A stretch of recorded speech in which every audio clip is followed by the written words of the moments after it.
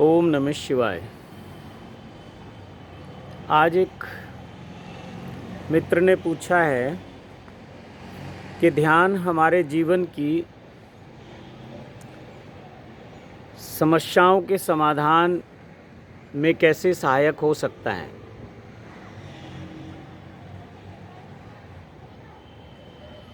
देखा जाए तो ध्यान ही सहायक हो सकता है। बिना ध्यान के जीवन में अनेक समस्याएं हैं, या कहें कि हर दिन कुछ नई समस्याएं आएंगी। अगर जीवन में ध्यान नहीं है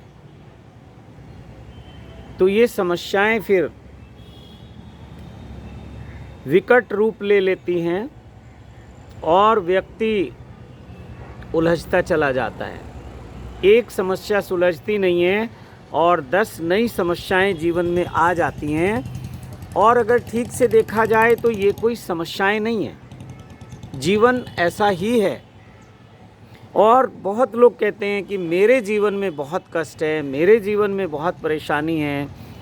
तो मैं आप सबसे कह दूं कि जीवन सबका ऐसा ही है, ये अस्तित्व सबके लिए एक जैसा ही है। अगर हम कहें सुखी होने की बात, तो अस्तित्व है या परमात्मा कहें या जो भी आप नाम देना चाहें, वो सबके लिए एक जैसा है, वो सबको सुख देता है। और अगर कहें कि ईश्वर दुख देता है, परमात्मा दुख देता है, अस्तित्व दुख देता है, तो फिर ये सबको देता है। उस परमात्मा के यहाँ, ईश्वर के यहाँ कोई भेदभाव नहीं है। वो सबको एक ही नज़र से देखता है, एक ही दृष्टि से देखता है। हाँ, वो जो हमारे कर्म हैं वो अलग अलग हो सकते हैं और उन कर्मों के परिणाम भी अलग अलग हो सकते हैं, होते ही हैं। जैसे भी हम कर्म करेंगे उसके परिणाम उसी के अनुसार आएंगे। दूसरा, हर व्यक्ति की समझ अलग है। हर व्यक्ति का अपने जीवन को देखने का अंदाज अलग है, उसका दृष्टिकोण अलग है। अब कुछ लोग क्या है, जीवन में केवल नेगेटिविटी को देखते हैं, दुख को देखते हैं, और कुछ लोग सुख को देखते हैं। और ये अस्तित्व का नियम है कि जहाँ हमारी दृष्टि होगी वही सब कुछ हमारे जीवन में बढ़ना शुरू हो जाएगा। अगर हम दुख को देखेंगे तो दुख बढ़ना शुरू हो जाएगा, सुख को देखेंगे तो सुख बढ़ना शुरू हो जाएगा। और ऐसा कोई व्यक्ति नहीं कि जिसके जीवन में दुख ही दुख हो, ऐसा भी कोई व्यक्ति नहीं कि जिसके जीवन में सुख ही सुख हो। तो अगर संक्षेप में बात करें तो ये है कि अगर हमारा ध्यान, हमारा फोकस अगर दुख के ऊपर है तो जीवन में और दुख बढ़ता जाएगा। अगर हमारा फोकस, हमारा ध्यान समस्याओं के ऊपर है तो समस्याएं और बढ़ती जाएंगी। और अगर हमारा ध्यान समाधान के ऊपर है तो समाधान होते चले जाएंगे। अगर हमारा ध्यान सुख के ऊपर है, शांति के ऊपर है, समृद्धि के ऊपर है, तो वो सब कुछ हमारे जीवन में उपलब्ध होता चला जाएगा। ऐसा कहते हैं कि जैसी दृष्टि वैसी सृष्टि। तो ध्यान क्या है, हमें एक दृष्टि देता है, हमें एक समझ देता है, हमें एक नॉलेज देता है। ध्यान हमें कॉन्फिडेंस देता है। ध्यान हमारी प्रतिभा को विकसित होने में मदद करता है। तो ध्यान के अनेक अनेक लाभ हैं। अगर इसको कहें कि ध्यान एक और समाधान अनेक, अनेक अनेक आपकी समस्याओं के समाधान ध्यान से हो सकते हैं। और ध्यान कोई क्रिया नहीं है, कोई क्रिया का नाम ध्यान नहीं है। क्रियाएं तो हम ऑलरेडी कर ही रहे हैं। ऐसे लोगों को मैं देखता हूँ जिन्होंने कोई ध्यान के ऊपर किताबें नहीं पढ़ी, कोई प्रवचन नहीं सुने, कभी ध्यान किया भी नहीं, लेकिन वो भी अपने परिवार के लोगों को, खास करके अपने से छोटे लोगों को, बच्चों को बात बात में कहते हैं। जब बच्चे पढ़ते हैं तो कहते हैं कि ध्यान से पढ़ना। जब बच्चों का जो ध्यान है कहीं इधर उधर होता है तो वो कहते हैं तुम्हारा ध्यान कहाँ है। जब बच्चों के नंबर कम आते हैं वो कहते हैं तुमने ध्यान से पढ़ाई नहीं की। खेलने भी जाते हैं तो वो कहते हैं कि ध्यान से खेलना। अगर रोड क्रॉस करनी हो तो भी कहते हैं कि ध्यान से पार करना सड़क को। घर से जब निकलते हैं तो हम कहते हैं कि ध्यान से जाना। अपना ध्यान रखना, हर चीज़ के साथ हम ध्यान को जोड़ते हैं। और ये वो हमारे बड़े बुजुर्ग लोग हैं परिवार के, जिन्हें ध्यान की किताबों का कुछ पता नहीं है, ध्यान की विधियों का कुछ पता नहीं है, लेकिन ये ध्यान की बात करते हैं। तो इसका मतलब ध्यान का जो बीज है वो सबके भीतर है। जिसके भीतर ये बीज अंकुरित हो जाता है, ये पौधा बन जाता है, ये वृक्ष बन जाता है, उसका जीवन सुख शांति समृद्धि ऐश्वर्य से भरपूर होता है। उसके जीवन में कोई समस्याएं नहीं होती, कोई प्रॉब्लम नहीं होती। और ऐसा नहीं सोचना कि परमात्मा उसके साथ कुछ अलग से कर रहा है और आपके साथ कुछ भेदभाव कर रहा है, ऐसा बिल्कुल नहीं होता है। तो इसलिए ऐसा ना सोचें कि परमात्मा आपको दुख दे रहा है। परमात्मा दुख नहीं दे रहा है आपको, आप दुख का कारण खुद बन रहे हैं। आपकी जो नज़र है, आपका जो ध्यान है, वो दुख के ऊपर है। तो वो जो ध्यान का बीज हम सब के पास है, अगर इसको ऐसे समझें कि जब एक छोटा बच्चा होता है, जब वो बिल्कुल बेसहारा होता है, बेसहारा मीन्स ना तो वो खुद चल सकता, ना वो बोल सकता, ना वो अपनी पसंद के कोई कार्य कर सकता, ना वो आपको अपनी इच्छाएं व्यक्त कर सकता, क्योंकि अभी बोलना नहीं जानता, चलना नहीं जानता, बैठना नहीं जानता। वो निर्भर है माता पिता के ऊपर। और ऐसा मैंने देखा है कि बचपन में निर्भर होकर भी बच्चा कितना आनंदित है, कितना सुखी है, कितना खुश है। हम कहते हैं कि बच्चा जो है ईश्वर का रूप होता है। हम कहते हैं कि बच्चे के साथ अगर थोड़ी सी देर हम खेल लें तो हम दिन भर की जो हमारी थकावट है, जो हमारी टेंशनें हैं, जो हमारा तनाव है, उससे हम मुक्त हो जाते हैं, बड़ा अच्छा महसूस करते हैं। तो सोचना होगा कि आखिर बच्चा किस अवस्था में है और हम बड़े लोग कहाँ पहुँच गए। तो जहाँ तक मैंने चिंतन मनन किया, अनुभव किया, बच्चा वर्तमान के क्षणों में होता है। बच्चे का ना कोई भूतकाल होता है, ना कोई भविष्य काल होता है, वो वर्तमान में है। और बच्चा अगर रो रहा है, रोता है, तो रोने का पूरेपन से रोता है। बच्चा हंसता है तो पूरेपन से हंसता है। बच्चा जब सोता है तो पूरेपन से सो जाता है। और बच्चा जब मुस्कुराता है तो पूरेपन से मुस्कुराता है। यानी कि बच्चा जो भी कुछ करता है वो पूरा पूरा करता है, आधा अधूरा नहीं करता। हम बड़े लोग हर कार्य में बटे हुए होते हैं। अगर हम कभी हंसते भी हैं तो हम आजू बाजू देखते हैं कि कोई हमें देख तो नहीं रहा, और अगर कोई हमें देख रहा है तो हमारी हंसी बदल जाती है। तो हम कहते हैं कि लोग क्या कहेंगे कि हम हंस रहे हैं। हम रोना चाहें तो रो नहीं पाते, लोग क्या कहेंगे कि हम रो रहे हैं। कोई भी कार्य हो, हम अच्छे कपड़े नहीं पहनते कि लोग क्या कहेंगे। हम हर अवस्था में लोगों का ध्यान रखते हैं, चाहे वो अच्छी हैं या बुरी हैं। तो हम बटे हुए रहते हैं और वो बच्चा बटा हुआ नहीं रहता। तो ये बच्चा जो पूर्ण रूप से किसी भी क्रिया में लीन होता है, उसी को ध्यान की अवस्था कह सकते हैं। यानी कि वर्तमान में होना या किसी कार्य को पूर्ण रूप से करना, पूर्ण रूप से उसमें विद्यमान होना, वहीं होना, यहाँ वहाँ बटे हुए ना होना, वही ध्यान की अवस्था है। और हम बड़े लोगों में यही समस्या है। इसीलिए हमारा जीवन दुख से, तनाव से, समस्याओं से घिरा रहता है, उनसे भरा रहता है। और या तो हम भविष्य की प्लानिंग करते रहते हैं, और या हम भविष्य के प्लानिंग करते हैं, या हम पास्ट की, अतीत का चिंतन करते रहते हैं। 10 साल पहले किसने मुझे गाली दी थी, बस आज भी वो सुनकर हमारे रोंगटे खड़े हो जाते हैं और हम कुछ अनकम्फर्ट हो जाते हैं, कुछ डिस्टर्ब हो जाते हैं, और बहुत बार हम क्रोधित हो जाते हैं। और 10 साल बाद क्या होगा, अभी हुआ नहीं है, तो उसकी चिंता में हम आज ही चिंतित हो जाते हैं। तो या तो हम पास्ट की वजह से या फ्यूचर की वजह से अपने आज को डिस्टर्ब कर लेते हैं। और ये जो दुख है, ये जो परेशानी है, ये जो तनाव है, ये आज में नहीं है, ये या तो आने वाला है या आ चुका है। और जो सुख है वो आज में है, वर्तमान में है, अभी में है। तो इसलिए पूरा फोकस इस बात पे करना होगा कि हम अपने वर्तमान में कैसे जी पाएँ, ऐसी अवस्था को कैसे उपलब्ध हो पाएँ ऐसी अवस्था को कैसे उपलब्ध हो पाएं जहाँ ना भविष्य हो और ना वहाँ अतीत हो, ना तो भूत हो और ना भविष्य हो। इसी का नाम ध्यान है। जब हम किसी कार्य को करें तो पूर्ण रूप से उसमें डूब जाएं, उसमें लीन हो जाएं, उस कार्य में ही स्थित हो जाएं। ना कोई भूतकाल बचे, ना कोई भविष्य काल बचे, बस वही कार्य कर रहे हैं तो उसी में मस्त हो जाएं, मगन हो जाएं। इतनी सी टेक्निक है, लेकिन इसी को संभालने में पूरे पूरे जीवन लग जाते हैं, कहीं कहीं जन्म लग जाते हैं।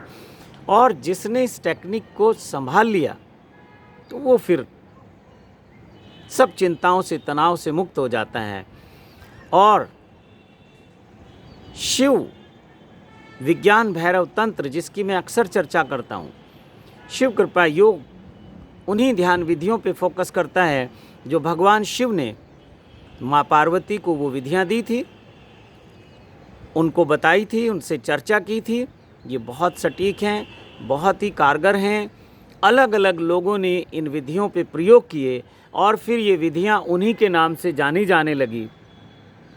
और जबकि सबसे पहले ये विधियाँ भगवान शिव ने पार्वती जी के साथ इनकी चर्चा की थी, या कहें कि पार्वती जी को इन विधियों के रहस्य बताए थे। तो विज्ञान भैरव तंत्र में ये सब विधियां हैं। वर्तमान में हम कैसे हो सकते हैं, सारी विधियां देखा जाए तो वर्तमान में होने की हैं, लेकिन फिर समय समय पे बुद्ध लोग आए, संबुद्ध लोग आए, संत आए, उन्होंने अपने अपने तरीके से मनुष्य के मन का विश्लेषण कर कर और बहुत सारी विधियां ईजाद की। वो भी अच्छी हैं, वो कारगर हैं। लेकिन जिस दिन आपकी प्रज्ञा थोड़ी सी विकसित हो जाएगी तो फिर आपको इन विधियों पे आना होगा जो शिव विज्ञान भैरव तंत्र की विधियां हैं। ऐसा कह सकते हैं कि ये शुद्ध सोना है, खरा सोना है। और सोने के अगर आभूषण बनाने हो, उसको उपयोग में लाना हो, तो उसमें कुछ मिक्सिंग करनी होती है। तो जितने भी संत आए, जितने भी बुद्ध पुरुष आए, उन्होंने व्यक्ति के मन को देखते हुए उनमें कुछ कुछ मिलावट की मनुष्य के अनुसार। और एक समय तक वो विधियां काम करती हैं, एक समय के बाद वो विधियां काम नहीं करती। तो आज का हमारा जो टॉपिक है वो है कि समस्याएं अनेक, समाधान एक, ध्यान। तो असली बात ध्यान है, समस्याओं की बात नहीं है। समस्याएं हजार हजार हो सकती हैं, ध्यान एक है। तो हजार हजार समस्याओं को अगर हजार हजार ढंग से सुलझाने जाएंगे तो बहुत शोषण होगा, बहुत समय भी लगेगा। और बहुत लोग यहाँ बैठे हैं जो कहते हैं कि हम आपकी समस्याओं को सुलझा सकते हैं। और मेरा अपना अनुभव ये है कि समस्याएं हमारी हैं, तो उन समस्याओं को हम समझते हैं, दूसरा कोई नहीं समझता। और समाधान भी हमारे पास ही है। और दूसरे लोगों का हाल तो कुछ कुछ ऐसा है कि उनको अपने मतलब की बात करनी है और आप अपनी बात सुना रहे हैं, वो सुनते नहीं हैं, वो अपने आप को सुनाना चाहते हैं। एक बार ऐसे हुआ, मैं अपने जीवन की घटना बता रहा हूँ। एक साधक मित्र हैं, अमरीश शर्मा उनका नाम है। तो उन्होंने अपनी किसी जो महिला मित्र हैं उनको मेरा नंबर दिया कि आप गुरुजी से बात करो, गुरुजी आपकी समस्या का समाधान कर देंगे। तो उस लड़की ने मुझे फ़ोन किया और मैंने उससे बात की। उसने जो अपनी समस्याएं बताई, वो कुछ तो नेटवर्क प्रॉब्लम थी, तो वॉइस क्लियर नहीं थी, आवाज़ स्पष्ट रूप से सुनाई नहीं दे रही थी। लेकिन फिर भी मेरे को जल्दी थी उसका समाधान देने में। ये लगभग मैं आज से 20-25 साल पुरानी बात कर रहा हूँ। तो हमें दूसरों की समस्याओं का समाधान देने में बड़ा आनंद आता है। हर व्यक्ति आपकी समस्याओं का समाधान करने के लिए तैयार है, हर व्यक्ति बिन मांगी हुई सलाह देने के लिए तैयार है। तो इन लोगों से सावधान रहना। तो उस लड़की ने मुझे कहा कि मेरी जो प्रॉब्लम है वो जॉब की है। ये बाद में पता चला। मुझे जो सुनाई दिया, मुझे ये सुनाई दिया कि मेरी जो प्रॉब्लम है वो कुछ रोग की प्रॉब्लम है। मुझे ये सुना कि इसको कोई रोग है, कोई बीमारी है। तो मैंने उसको कहा कि बेटा आप डॉक्टर के पास जाओ, और कह रही नहीं वो डॉक्टर से हल नहीं होगा। मैंने सोचा कुछ ऐसी प्रॉब्लम होगी कि डॉक्टर से नहीं ये डिस्कस करना चाहती। तो मैंने कहा अपने माता पिता को बताओ, माता पिता को साथ लेके जाओ, डॉक्टर के पास तो जाना ही पड़ेगा, कोई भी बीमारी हो उसका इलाज कराना ही पड़ेगा। इतने में वो लड़की अपना पेशेंस खो बैठी और उसने झल्ला कर कहा कि गुरुजी रोग नहीं, जॉब नौकरी, मुझे नौकरी की समस्या है, नौकरी नहीं मिल रही। तो खैर मैंने उसको समझाया कि नौकरी मिल जाएगी, और कुछ ईश्वर की ऐसी कृपा हुई कि कुछ दिन बाद उसको नौकरी मिल गई। और तो कई बार ऐसी गलतियां हो जाती हैं, बिना सुने हुए भी, बिना समझे हुए भी हम समस्याओं का समाधान करने लगते हैं। ये मैं अपने जीवन की बात बता रहा हूँ, अपना अनुभव बता रहा हूँ आपको। और ऐसे अनुभव दिन भर हमें मिलते हैं। जिन लोगों को कोई अनुभव नहीं है वो भी समस्याओं का समाधान करते हैं। बहुत सारी, मैं तो कहूँ 90% समस्याएं तो हमारी अपनी होती हैं, निजी होती हैं, कोई दूसरा उसमें कुछ नहीं कर सकता।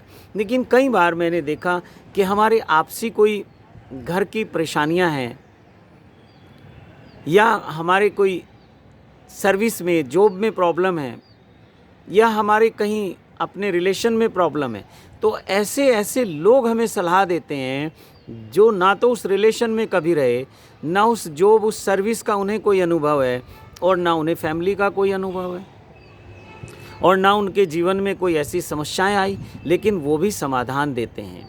तो मेरा अपनी दृष्टि ये है कि हमें यहाँ वहाँ भटकना नहीं चाहिए।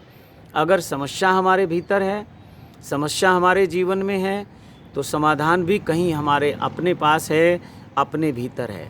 बस आप 10-15 मिनट बैठ जाइए ध्यान के लिए, और अपने आप वो समस्या आपके सामने आ जाएगी, वो विचार आ जाएंगे, और बहुत जल्द कुछ दिनों में आपके पास उस समस्या का समाधान भी आ जाएगा। ये विचार समस्या बनकर आते हैं, विचारों के रूप में समस्याएं प्रकट होती हैं, और फिर विचारों के रूप में ही उसका समाधान भी प्रकट होता है। लेकिन बहुत लोगों की समस्या है कि हम ध्यान करते हैं, होता नहीं है, विचार आते रहते हैं। ऐसे सीधे सीधे ध्यान होता भी नहीं है। अगर मैं इसे कहूँ कि हम ध्यान भूल जाइए, ध्यान की बात, अपने विचारों को देखने की प्रक्रिया ध्यान है। एक हायर स्टेज के बाद, एक समय के बाद विचार विलीन हो जाते हैं, तो निर्विचार होने का नाम, निर्विचार चेतना का नाम ध्यान है। लेकिन शुरुआत में अगर इसे कहें कि विचारों को देखने का नाम ध्यान है, विचारों का अवलोकन करने का नाम ध्यान है, अपने जीवन की किताब को पढ़ने का जो तरीका है, जो प्रक्रिया है, वो ध्यान है। बाहर की किताबें हम पढ़ सकते हैं, बाहर के ज्ञान से, हिंदी है, इंग्लिश है, उर्दू है, मराठी है, पंजाबी है, और बहुत सारी भाषाएं हैं। तो उन भाषाओं का ज्ञान प्राप्त करके बाहर की किताबें, ग्रंथ हम पढ़ सकते हैं। लेकिन अपने जीवन की किताब, जिसको हमने लिखा है, जिसमें सुख और दुख हमने बोए हैं बीज उसके, तो उसे पढ़ने के लिए, अपने जीवन की किताब को पढ़ने के लिए कोई ज्ञान, कोई भाषा बाहर की नहीं चाहिए। केवल बैठ के उनका अवलोकन करना है, उनको देखना है, और देखना, उनको देखते देखते ही उसका समाधान निकल आता है। तो अपनी बात को यहीं विराम दूंगा। ध्यान के ऊपर हम बहुत चर्चाएं कर सकते हैं। ध्यान तो एक ही है, उसको समझाने के तरीके अनेक हैं, ध्यान को उपलब्ध होने की प्रक्रियाएं अनेक हैं, और ध्यान से जो समाधान होता है वो भी अनेक समस्याओं का समाधान होता है। तो आप सबसे मेरा निवेदन है कि सबसे पहले अपने जीवन की समस्याओं का समाधान करिए, दूसरों की सहायता बाद में करिए, और बिना मांगे हुए किसी की सहायता ना करो, बिना मांगे हुए किसी को सलाह ना दो। खास करके आध्यात्मिक मार्ग पे, सांसारिक मार्ग पे भी नहीं देना चाहिए, कोई सुनता भी नहीं है आपकी, लेकिन फिर भी हम सुनाते रहते हैं, हम समझाते रहते हैं, हम उनको कोशिश करते हैं कि ये हमारे अनुसार चलें। जबकि हमारे अपने जीवन में बहुत समस्याएं होती हैं। तो मेरा आप सबसे यही निवेदन है कि थोड़ा सा प्रयोग करके देखिए। इसमें कोई पैसे खर्च नहीं होंगे, कहीं आना जाना नहीं है, और आप स्वयं अपनी समस्याओं को खुद कर सकते हैं, हल कर सकते हैं उनका।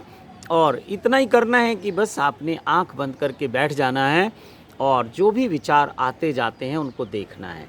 अगर आपका मन अशांत है तो अशांति के विचार आएंगे, आपके मन में दुख है, कष्ट है, परेशानी है, उसके विचार आएंगे। और जब ये कष्ट, दुख और समस्याओं के विचार आएंगे तो उनका समाधान भी आ जाएगा। उनकी कोई एक विचार आएगा और आपकी ज़िंदगी बदल जाएगी, कोई एक आइडिया आएगा और आपका पूरा जीवन बदल जाएगा। आप करके देखिए, बहुत सुंदर ये प्रयोग है। और ज़्यादा नहीं, इसको आप 5 मिनट से शुरू कर सकते हैं, फिर 10 मिनट करिए, 15 मिनट करिए। और जिस दिन आप ध्यान की अवस्था को उपलब्ध हो जाएंगे तो 1-2 घंटा भी ऐसा लगेगा अभी 10 मिनट पहले हमने किया था, 10 मिनट पहले ही शुरू किया था, और ये तो 1 घंटा हो गया, 2 घंटा हो गया। तो बहुत आनंद आएगा। और सही मार्ग यही है, सत्य का मार्ग यही है। तो इसी के साथ वाणी को विराम देता हूँ। आप सबको कोटि कोटि प्रणाम करता हूँ। शिव कृपा योग में आप सबका स्वागत करता हूँ, आपको इनवाइट करता हूँ सत्यम शिवम सुंदरम के मार्ग पे चलने के लिए। और सत्यम शिवम का जो मार्ग है, सत्यम शिवम सुंदरम का जो मार्ग है, ये मंत्र साधना से शुरू होता है। एक समय तक मंत्र साधना है, फिर ध्यान साधना है, फिर समाधि की साधना है, और समाधि में जाकर साक्षात्कार है उस ईश्वर का या स्वयं का। तो इसी के साथ आप सबको बहुत बहुत धन्यवाद करता हूँ। ओम नमः शिवाय, ओम नमः शिवाय, ओम नमः शिवाय।